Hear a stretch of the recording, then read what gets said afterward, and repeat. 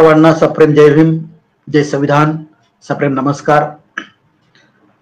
आणि आज पुन्हा एकदा अनेक विषयांच्या माध्यमातून आज पुन्हा एकदा एका विषयाच्या माध्यमातून आपल्या हृदयाशी सुसंवाद साधण्याची संधी आदरणीय राहुल खांडेकर सरांनी दिली, त्याबद्दल त्यांचे आभार।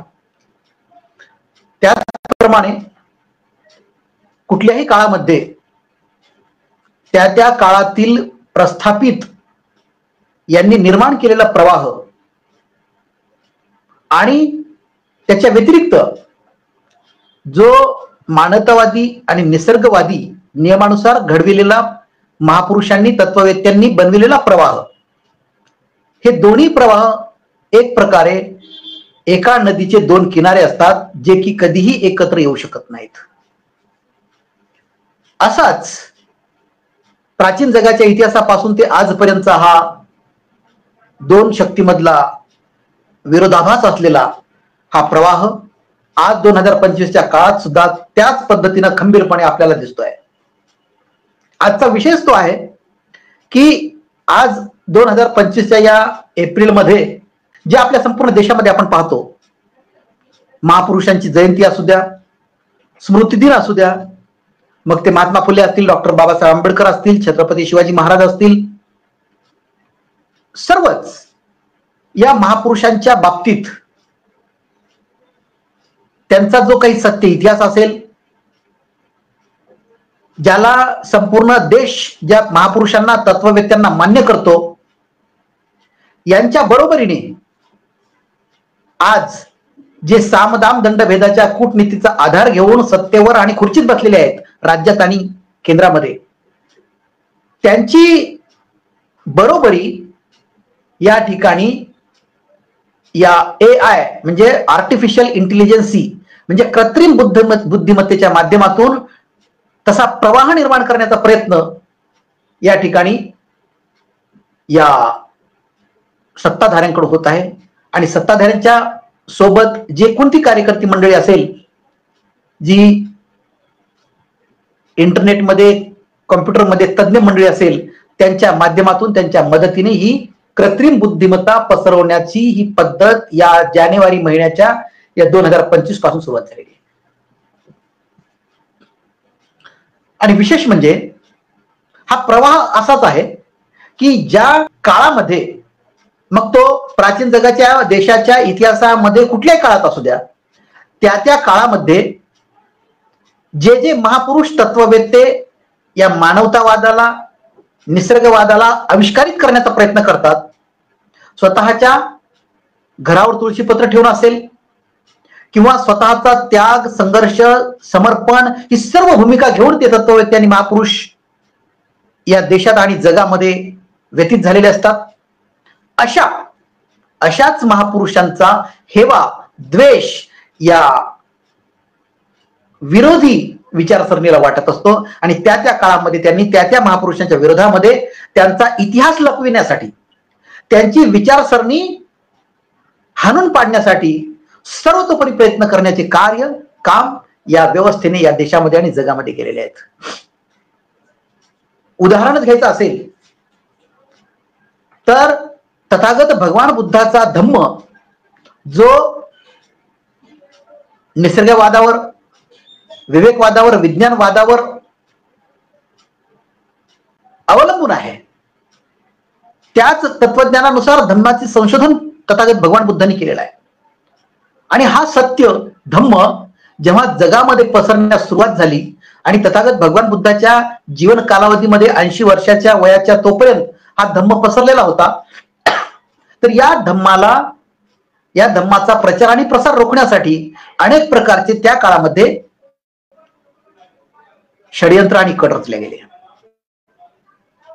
सुरुवातच महायान, हीनयान शंका उपस्थित करून त्या ठिकाणी तथागत भगवान बुद्धाच्या धम्मक्रांतीला एक प्रकारे छेद देण्याचा प्रयत्न त्या ठिकाणी त्या काळात केला गेला। आजच्या ज्या पद्धतीने आपण AI इंटेलिजन्स, आर्टिफिशियल इंटेलिजन्स जे म्हणतो, कृत्रिम बुद्धिमत्ता, या कृत्रिम बुद्धिमत्ता जी आज विचारसरणी आहे, कुविचारसरणी आहे, तिचा जन्म तथागत भगवान बुद्धाच्या जीवन कालावधीच्या नंतर लगेचच सुरुवात झालेला आहे। कुविचारसरणी या RSSच्या, या मनुवाद्यांच्या, कुमनु संस्कृतीच्या विचारामधून ही विकृती बाहेर आलेली असते. आणि त्याच माध्यमातून आज आपण 2025च्या काळामध्ये ही AI एक नवीन स्वरूप, एक नवीन रूप या ठिकाणी आपल्या समोर आलेलं आहे. कुविचारसरणी तीच, फक्त एक इंटरनेटच्या, कॉम्प्युटरच्या या डिजिटल युगाच्या माध्यमातून अशा पद्धतीनं स्वरूप बदलून तीच विचारसरणी या ठिकाणी प्रस्थापित होत आहे. यामध्ये आपण पाहतो, जेव्हा तथागत भगवान बुद्धाच्या धम्मामध्ये जे काही उपासक, त्यानंतर श्रामणेर, त्यानंतर भिक्खू, त्यानंतर स्थवीर, महास्थवीर, त्यानंतर बोधिसत्व, अरहंत प्राप्त, संबोधी, ह्या ज्या काही स्टेप्स आहेत, या स्टेप्स नुसार त्या काळामध्ये सुद्धा जेव्हा स्थवीर किंवा थेरो या शब्दाला या मनुवाद्यांनी, या विरोधी कुविचारसरणीच्या लोकांनी थेरो म्हणजे थेरडा, हे चांगल्याला वाईट कसं दाखवायचं आणि जगामध्ये त्याचा प्रचार प्रसार कसा करावा, हे चांगल्या पद्धतीनं या कुविचारसरणीच्या लोकांना येतं. आणि तीच कुविचारसरणी आज या 2024च्या जशा पद्धतीनं केंद्रात आणि राज्यामध्ये RSSच्या माध्यमातून BJP केंद्रात आणि राज्यामध्ये सत्तेवर आली, तेव्हापासून या कुविचारसरणीला एक प्रकारे खतपाणी घालण्याचं काम या सत्ताधारी आणि त्याच्या सोबत असणाऱ्या राजकीय पक्षांनी केलेलं आहे. आज आपण पाहतो 14 एप्रिल डॉक्टर बाबासाहेब आंबेडकर यांची 134वी जयंती आपण साजरी केली संपूर्ण देशभर. हे साजरी करत असताना वेगवेगळ्या प्रकारचे बॅनर्स संपूर्ण देशामध्ये, आपल्या राज्यामध्ये लागलेले होते. त्या बॅनर्सवर डॉक्टर बाबासाहेब आंबेडकरांचे वेगवेगळ्या प्रकारचे जे फोटो लागलेले होते, त्या फोटोमध्ये सुद्धा विकृती निर्माण करण्याचं काम या कृत्रिम बुद्धिमत्तेने केलेलं आहे. ज्या पद्धतीने डॉक्टर बाबासाहेब आंबेडकरांचा एक विद्वान, एक सिम्बॉल ऑफ नॉलेज या प्रतिकात्मक स्वरूपातून बाबासाहेबांचे जे काही जुने, जे काही दुर्मिळ जे काही फोटो आहेत, त्या फोटोंचा वापर न करता वेगवेगळ्या पद्धतीनं कुठेतरी सोफ्यावर बसलेले, कुठेतरी असे दात वेंगाडून बाहेर काढल्यासारखे, कुठेतरी वेगळ्या नजरेनं पाहणारे, असे वेगवेगळ्या प्रकारचे विकृत फोटोंचा या 14 एप्रिलच्या डॉक्टर बाबासाहेब आंबेडकरांच्या 134व्या जयंती निमित्त या विकृतीकडून पसरवल्या गेले. आणि त्याला आम्ही कुणीही विरोध न करता ते आम्ही स्वीकारलं. हे एक फार आमची गुलामीकडे जाण्याची चिन्ह दिसत आहेत. ज्या पद्धतीनं डॉक्टर बाबासाहेब आंबेडकरांनी ब्रिटिश म्युझियम मध्ये 18 तास अभ्यास करतानाचा फोटो आम्हाला कधी, ओरिजिनल कधी आम्हाला दाखवला नाही, या जयंतीच्या निमित्तानं असेल. महाडचा सत्याग्रह,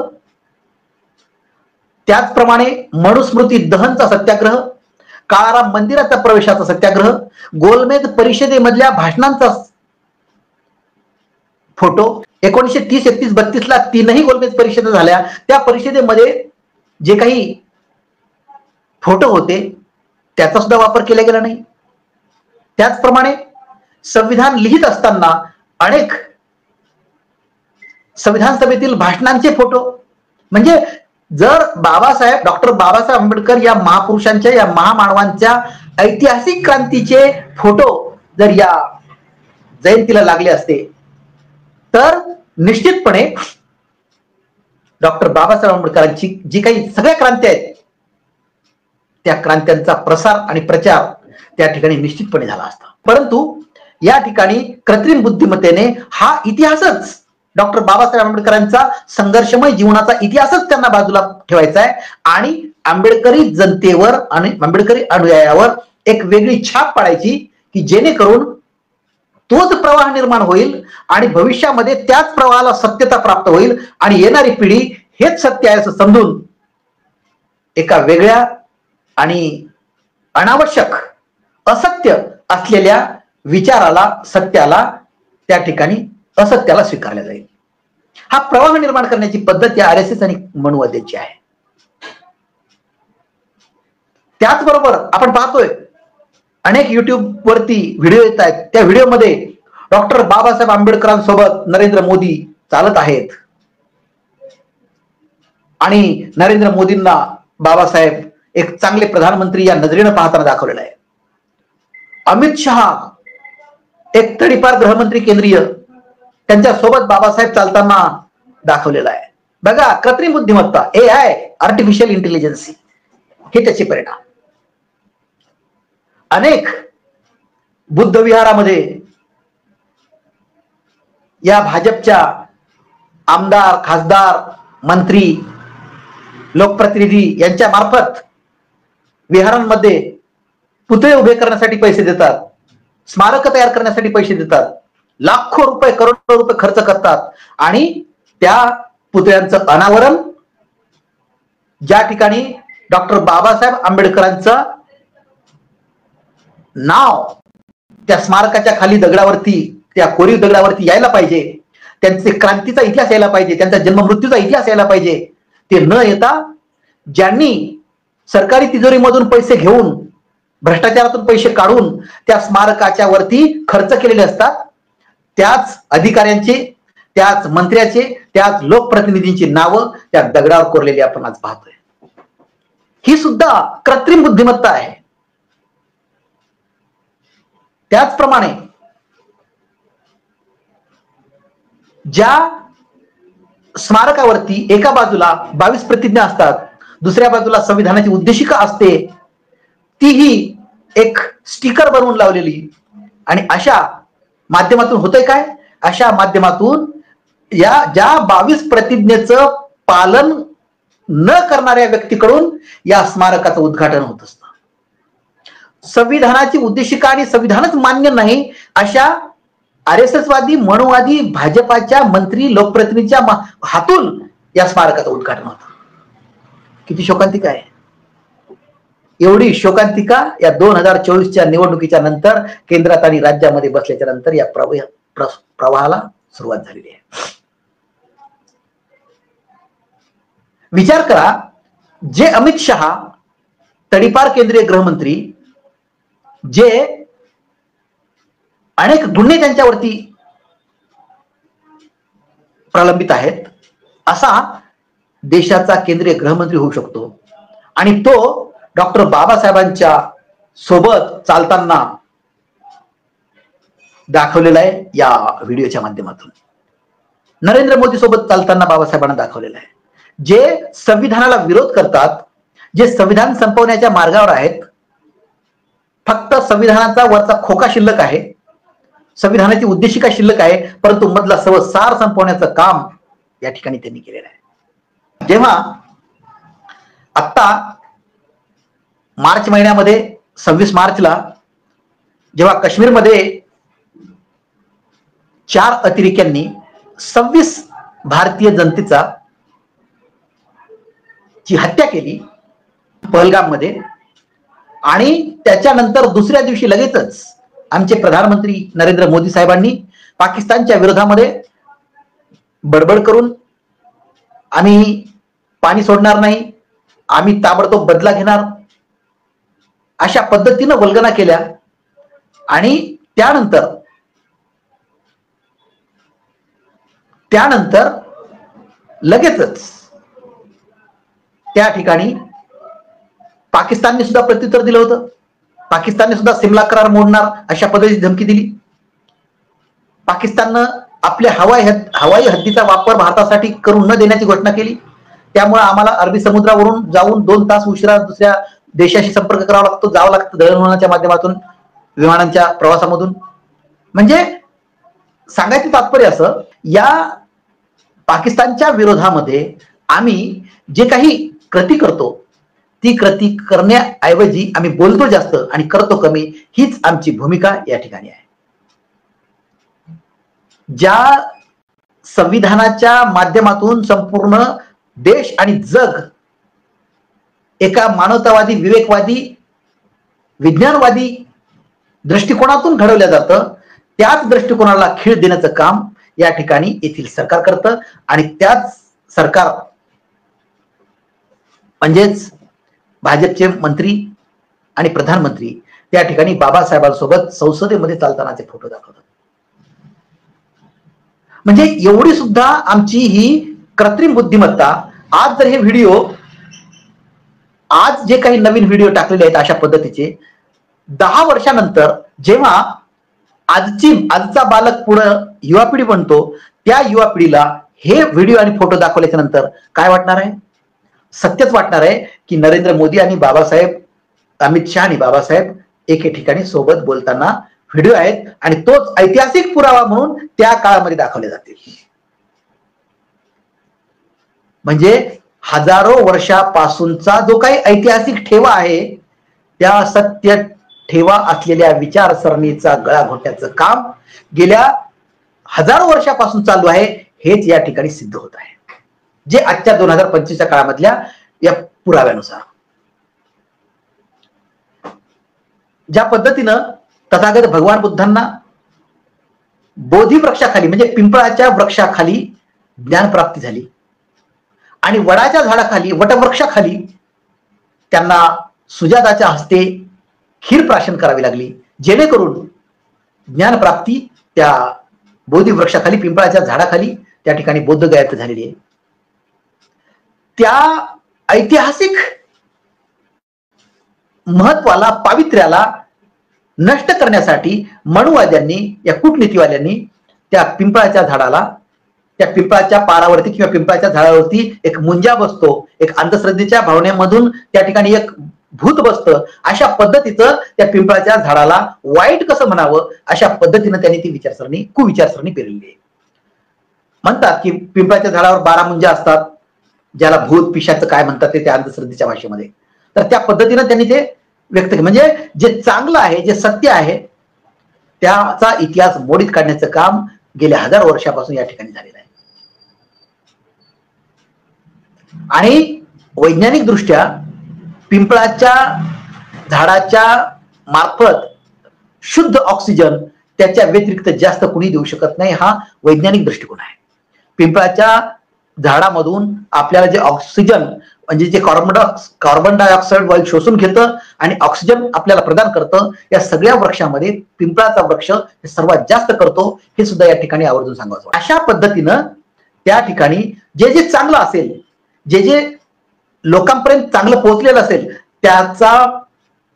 त्याला बगल देणे आणि जनतेला त्याच्यापासून परावृत्त करून खोट्या बातमीचा प्रसार प्रचार करून त्या ठिकाणी आपल्याकडे आपलंसं करणे, ही बुद्धिमत्ता म्हणजे कृत्रिम बुद्धिमत्ता, ज्याला आर्टिफिशियल इंटेलिजन्स म्हणतात. आणि त्याचे धोके आता वाढत आहेत.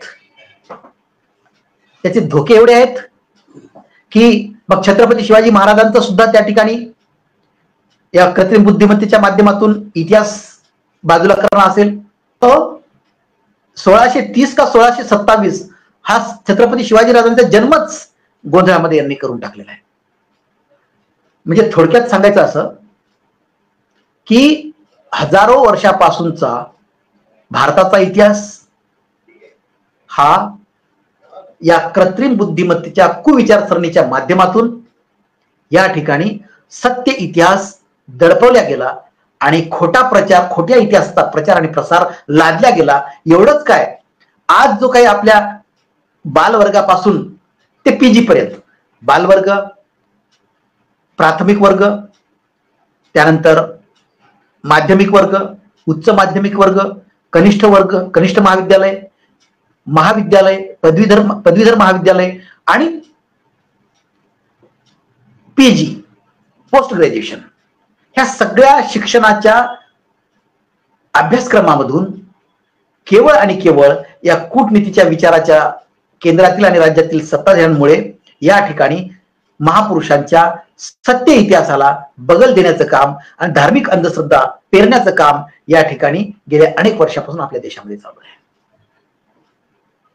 आणि यासाठी आम्हाला जर कुठल्याही काळामध्ये, आज आम्ही 2025चा जर विचार केला तर आजची युवा पिढी आणि विशेष म्हणजे बहुजन समाजातील युवा पिढीनं डोळस आणि सद्विचारी बनणं आणि तेही विज्ञानाच्या कसोटीच्या माध्यमातून, विज्ञानाच्या दृष्टीनं त्याला स्वीकारणं हे सर्वात महत्वाचं कार्य या बहुजन समाजातील, ओबीसी बहुजन समाजातील युवा पिढीनं, सुशिक्षित युवा पिढीनं ते केलं पाहिजे. एक तराजू असतो, ज्या तराजूमध्ये एका बाजूला या बाहेरून आलेल्या आर्यांचा ब्राह्मणवादाची प्रवृत्ती आणि तराजूच्या दुसऱ्या बाजूला जे विज्ञानवादी, विवेकवादी, मानवतावादी आणि सद्विचारी डोळस बनणारी एका बाजूला, दुसऱ्या तराजूमध्ये, दुसऱ्या तागड्यामध्ये एका बाजूला ही वृत्ती. ह्या दोन वृत्तीमध्ये, ह्या दोन्ही बॅलन्स मध्ये आहेत. कुणीही खाली नाही, कुणीही कमी नाही, कुणीही खाली नाही, कुणीही वर नाही, बरोबर आहे. परंतु या दोन वृत्तीमधला जो बहुजन ओबीसी समाज आहे, त्या बहुजन ओबीसी समाज ज्या बाजूला जाईल त्याचं पारडं झुकलेलं. आजपर्यंतच्या इतिहासामध्ये 2025च्या काळापर्यंत हा बहुजन ओबीसी समाज हा ब्राह्मण्य वृत्तीच्या तागड्यामध्ये, पारड्यामध्ये झुकलेला असल्यामुळं आज या ब्राह्मण्य वृत्तीच्या वादाचं पारडं खाली गेलेलं आहे. आणि जे विज्ञानवादी आहे, विवेकवादी आहे, मानवतावादी आहेत, संविधानवादी आहेत, यांचं पारडं वरती आलेलं आहे. जर समजा या बहुजन ओबीसी समाजातील सुशिक्षित युवा पिढीनं डोळस, विज्ञानवादी, सद्विचारी बनून जर सत्याला स्वीकारलं आणि त्या सत्याच्या मार्गावर आचरणातून आरूढ झालं तर निश्चितपणे हा बहुजन समाज वर्ग, सुशिक्षित युवा पिढीचा वर्ग या विज्ञानवादी, विवेकवादी, सत्यवादी, निसर्गवादी पारड्याकडे येईल आणि आपोआपच ब्राह्मण्य वृत्ती ही वरती जाईल, हलकी होईल.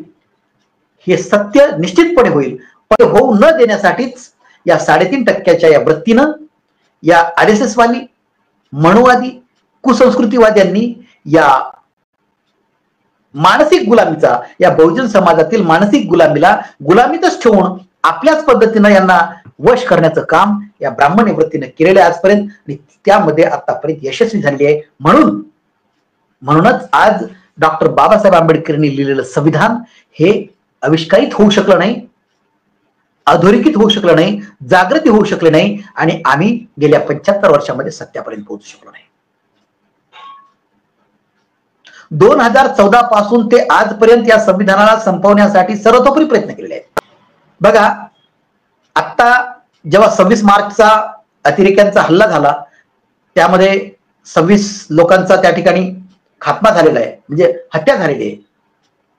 आणि त्यानंतर प्रधानमंत्री नरेंद्र मोदी साहेबांनी पाकिस्तानला खुलं आव्हान दिलं आणि धडा शिकवण्याची जी भाषा केली, त्यानंतर ते तिन्ही दल प्रमुखांना भेटले. बघा, नौदल, वायुदल आणि सेनादल, या तीनही भूदल, या तीनही सेनादल प्रमुखांना भेटले. आणि या तिघांनाही भेटल्याच्या नंतर त्यांना खरं भेटायला पाहिजे होतं राष्ट्रपती यांना, की जेणेकरून या तिन्ही दलाचे प्रमुख राष्ट्रपती असतात संविधानानुसार, आणि त्यांनी राष्ट्रपतींना भेटून पुढची रणनीती आखून त्या ठिकाणी अंमलबजावणी करायला पाहिजे होती. परंतु माननीय नरेंद्र मोदी साहेबांनी तसं न करता तिन्ही दल प्रमुखांच्या भेटी घेतल्या आणि त्यानंतर संघ प्रमुखांना भेटायला गेले, RSSच्या राष्ट्रीय स्वयंसेवक संघाच्या प्रमुखांना भेटायला गेले. याचा अर्थ काय? याचा अर्थ हाच, आर्टिफिशियल इंटेलिजन्सी प्रवाहाच्या माध्यमातून प्रस्थापित करण्याचा तो प्रयत्न आहे. म्हणजे वेगवेगळे प्रवाह निर्माण करणे. ज्या पद्धतीनं सेंट्रल व्हिस्टाचं उद्घाटनाला द्रौपदी मुर्मू यांना बोलवलं नाही राष्ट्रपती असताना सुद्धा. का? तर ते एक अतिशूद्र आहेत, महिला आहेत, या मनुस्मृतीनुसार त्या अतिशूद्र ठरलेल्या आहेत. त्यामुळे त्यांना न बोलवता या प्रधानमंत्र्यांनी सेंट्रल व्हिस्टाचं उद्घाटन केलं. अगदी त्याचप्रमाणे आज सुद्धा तिन्ही दलांच्या प्रमुखांची भेट घेतल्याच्या नंतर त्यांनी राष्ट्रपतींची भेट न घेता संघ प्रमुखांची भेट घेतली. याचा अर्थ एक नवीन कृत्रिम बुद्धिमत्ता या ठिकाणी पेरण्याचा प्रघात सुरू केलेला आहे आणि त्याला आपण वेगवेगळ्या भावनेनं, वेगवेगळ्या पद्धतीनं प्रतिकार करणं हे प्रत्येक आक्रमक आंबेडकरी वादी अनुयायाचं कर्तव्य आहे. ही पॉलिसी, हे धोरण समजून घेतले पाहिजेत. केवळ आम्ही डॉक्टर बाबासाहेब आंबेडकरांनी आम्हाला स्वाभिमान शिकवलेला आहे, लाचारी नव्हे. मेहनत से खाने का, इज्जत से कमाने का और इज्जत से रहने का हा जो स्वाभिमान आहे, हा स्वाभिमान डॉक्टर बाबासाहेब आंबेडकरांनी आम्हाला शिकवलेला आहे. आणि ह्याच स्वाभिमान जर जागृत ठेवायचा असेल, याच स्वाभिमानानं आम्हाला जगायचं असेल, याच डॉक्टर बाबासाहेब आंबेडकर, तथागत भगवान बुद्ध, महात्मा फुले, संत कबीर, छत्रपती शाहूराजे, यस छत्रपती शिवाजी महाराज, ही सर्व महापुरुष आणि तत्ववेत्ते मंडळी, सॉक्रेटिस, प्लेटो, अरिस्टॉटल या सर्वांची, जेवढे काही महापुरुष या जगामध्ये ज्ञात अज्ञात पद्धतीने होऊन गेले, ज्यांनी आपल्यासाठी, संपूर्ण मानवाच्या कल्याणासाठी आपलं सर्वस्व अर्पण केलं, अशा तत्ववेत्ते आणि महापुरुषांचा आणि त्यांच्या क्रांतीचा आपल्याला ठसा कायम उमटवून ठेवायचा असेल तर या कृत्रिम बुद्धिमत्तेला आम्ही थारा देऊ शकणार नाही, देणार नाही आणि स्वीकारणार सुद्धा नाही, स्वीकारू देणारही नाही. अशा पद्धतीची खंबीर आणि प्रखर भूमिका घेऊन आम्हाला जगता आलं पाहिजे. कारण ही कृत्रिम बुद्धिमत्ता तीच आहे जी तथागत भगवान बुद्धाच्या महापरिनिर्वाणाच्या नंतर हीनयान महायानाची निर्मिती करते. त्रिपिटक ग्रंथामध्ये जातक कथेचा त्या ठिकाणी समावेश करते. तीच कुसंस्कृती आहे. तीच नंतर पुष्यमित्र शुंगाने प्रस्थापित केलेली आहे, बृहद्रथाचा खून करून, हत्या करून. तीच कूटनीती पुढे संत वारकरी संप्रदाय या सर्वांना त्यांनी बेदखल करण्याचं काम करून टाकलेलं आहे. अशा या नव्या स्वरूपात आलेल्या या मनुस्मृतीला, या कुसंस्कृतीला, जी नवे स्वरूप म्हणजे डिजिटल कृत्रिम बुद्धिमत्ता असलेली, AI असलेली ही बुद्धिमत्ता आपण हाणून पाडली पाहिजे. त्याशिवाय आम्हाला आमच्या बापाचे, आमच्या महामानवाचे कर्ज फेडण्यासाठी आम्हाला एक संधी उपलब्ध होईल. आज माझ्यावर, माझ्या कुटुंबावर, माझ्या स्वतःवर डॉक्टर बाबासाहेब आंबेडकरांचं आणि तथागत भगवान बुद्धांचं एवढं मोठं कर्ज आहे. त्या कर्जामधून मी कधीही मुक्त होऊ शकत नाही. आणि ते कर्ज फुल नाही, फुलाची पाकळी नाही, एका केसा एवढं जरी फेडण्याचा प्रयत्न केला तरी मी स्वतःला धन्य समजेन. कारण त्याग, संघर्ष, समर्पणातूनच हा कर्ज केसा एवढं कामाला फेडण्याचा प्रयत्न होईल. आणि त्यासाठी आम्हाला या कृत्रिम बुद्धिमत्तेला निश्चितपणे हाणून पाडल्याशिवाय राहता येणार नाही. तरच आम्ही आमच्या धम्माचा, आमच्या संविधानाचा आम्ही जतन करण्याचा, संरक्षण करण्याचा एक प्रकारे कर्तव्याच्या माध्यमातून सिद्ध होण्याचा हा आमचा प्रयत्न असेल. आणि त्यासाठी आम्हाला संघर्ष, त्याग, समर्पण आणि आक्रमक भूमिका घेऊन या RSS वाल्या, या मनुवादी या भाजपाच्या सर्व सत्ताधारी, केंद्रातले असो, राज्यातले असो, या सर्व कितीही बलवान असू द्या. बघा, एक मनुवादी कुसंस्कृतीचे एक वीक पॉइंट आहे. मनुवादी, मनुस्मृती, कुसंस्कृती, RSS वाली यांची एक वीक पॉइंट हे आहे की ही यांची वैचारिक वादविवाद करण्याची कधीही हिंमत होत नाही, कधीच होत नाही. समोरासमोर वादविवादामध्ये ही हारलेली मंडळी असते. याचं उदाहरण सांगतो. सम्राट कनिष्काने जेव्हा दरवर्षी वेगवेगळ्या विषयावरती अनेक धर्मांच्या धर्मप्रसारकामध्ये वादविवाद स्पर्धा रंगवायच्या आणि त्यामधून जे हरतील त्यांना शिक्षा करायचे आणि जे जिंकतील त्या विचारसरणीच्या धर्माला राजाश्रय मिळवून द्यायचे. अशा सम्राट कनिष्काने एक वेळेस वादविवाद विषय ठेवला. त्यामध्ये एका बाजूला ब्राह्मण्य वृत्तीचे ब्राह्मण आणि दुसऱ्या बाजूला तथागतांचे बौद्ध भिक्खू. त्या दोन्हीमध्ये बौद्ध भिक्खूंचा, बौद्ध धम्माचा त्या ठिकाणी तत्वज्ञानाचा विजय झाला आणि ब्राह्मण्य वृत्तीचा पराभव झाला वादविवादामध्ये. तेव्हा सम्राट कनिष्काने त्या ब्राह्मणांना हद्दपारीची शिक्षा ठोठावली. परंतु त्याच ब्राह्मणांनी सम्राट कनिष्कांना त्यांचा खून करण्यासाठी वेगवेगळ्या पद्धतीने त्यांनी प्रयत्न केले. हा कट जेव्हा सम्राट कनिष्कांना कळला तेव्हा त्या ब्राह्मणांची हत्या करण्याचं काम सुद्धा सम्राट कनिष्काने केलं. आणि तेव्हापासून कायमस्वरूपी सम्राट कनिष्काने बौद्ध धर्माला राजाश्रय मिळवून दिला आणि शेवटपर्यंत सम्राट कनिष्काने बौद्ध धर्माचा प्रचार आणि प्रसार केला. म्हणजे सांगायचं तात्पर्य असं की ही कुवादी, कुमनुस्मृतीवादी ही विचारसरणी, ही सामदाम दंडभेदाच्या वर आधारित कूटनीती जी आहे ती कधीही विचाराच्या वादविवादामध्ये कुठल्याही विषयामध्ये कधी यांच्यामध्ये समोरासमोर बोलण्याची आणि वादविवादावर रंगण्याची अजिबात हिंमत होत नाही. ही नेभळट आणि भेकड कुसंस्कृती आहे आणि हिला हरवण्यासाठी फक्त आपल्याला काय करावं लागेल, आपल्याला एकच करावं लागेल की आपण एकीने संघटित राहून आपल्याला यांच्या विरोधामध्ये जी त्यांनी नव्याने पेरलेली कृत्रिम बुद्धिमत्ता आहे तिला विरोध, तिचा पराभव करण्याचं काम आपली जबाबदारी आहे. कारण आपण संविधानवादी आहोत, आंबेडकरवादी आहोत, धम्मवादी आहोत, त्याचप्रमाणे निसर्गवादी आहोत, विवेकवादी आहोत, विज्ञानवादी आहोत. म्हणून पुन्हा एकदा या कृत्रिम बुद्धिमत्तेचा निषेध करतो.